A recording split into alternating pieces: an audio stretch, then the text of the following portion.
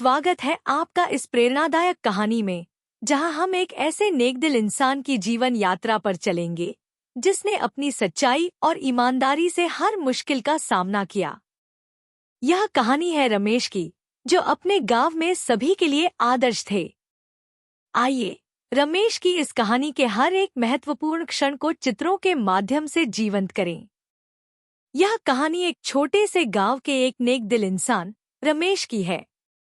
रमेश अपने गांव में सभी के लिए आदर्श थे। वे हमेशा दूसरों की मदद करते थे, चाहे किसी की समस्या कितनी भी छोटी या बड़ी हो। रमेश के साथ उनकी पत्नी सुशीला और एक प्यारी सी बेटी सिया रहती थी। रमेश का दिल बहुत बड़ा था। वे अपने खेतों में मेहनत करते और जो भी फसल होती उसका एक हिस्सा गरीबों में बांट देते। गांव के लोग रमेश को बहुत पसंद करते थे और उनकी इज्जत भी करते थे। लेकिन सभी अच्छे लोगों की तरह रमेश के भी कुछ दुश्मन थे। गांव का मुखिया हरी सिंह रमेश से जलता था। उसे रमेश की लोकप्रियता पसंद नहीं आती थी। हरी सिंह एक धूर्त और लालची व्यक्ति था।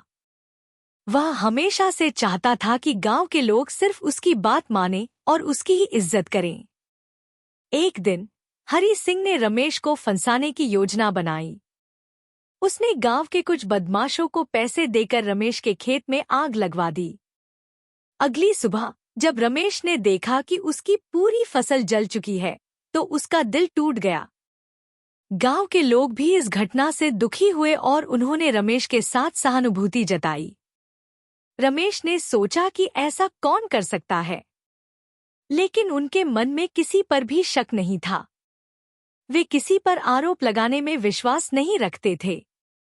उन्होंने अपने भाग्य को स्वीकार किया और गांव वालों की मदद से फिर से खेत की जुताई करने लगे। हरी सिंह ने रमेश की परेशानी का पूरा फायदा उठाने की सोची।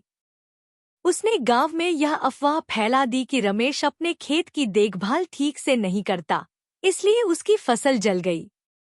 कुछ लोगों ने इस बात पर यकीन कर लिया, लेकिन रमेश के सच्चे समर्थक उसके साथ बने रहे। एक दिन गांव में एक बड़ा मेला लगा।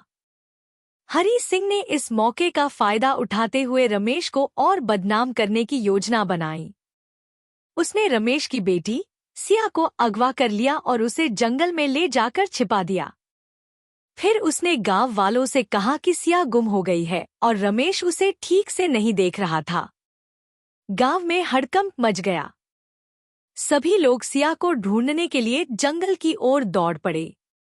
रमेश और सुशीला का रो रो कर बुरा हाल था। पूरा गांव जंगल में खोजबीन करने लगा। कई घंटों की तलाश के बाद एक किसान ने सिया को एक पेड़ के पीछे बंधा हुआ पाया। सिया बहुत डरी हुई थी, लेकिन जब उसने अपने माता पिता को देखा तो वह रोते हुए उनके गले लग गई। जब सिया ने सबको बताया कि उसे कुछ लोगों ने अगवा किया था, तो गांव वालों को शक हुआ कि यह हरी सिंह की साजिश हो सकती है।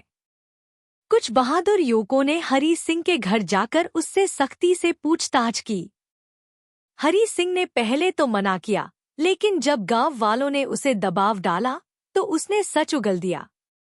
गांव के लोग हरी सिंह पर बहुत नाराज हुए और उन्होंने तुरंत पंचायत बुलवाई। पंचायत ने हरी सिंह को गांव से निकालने का फैसला किया।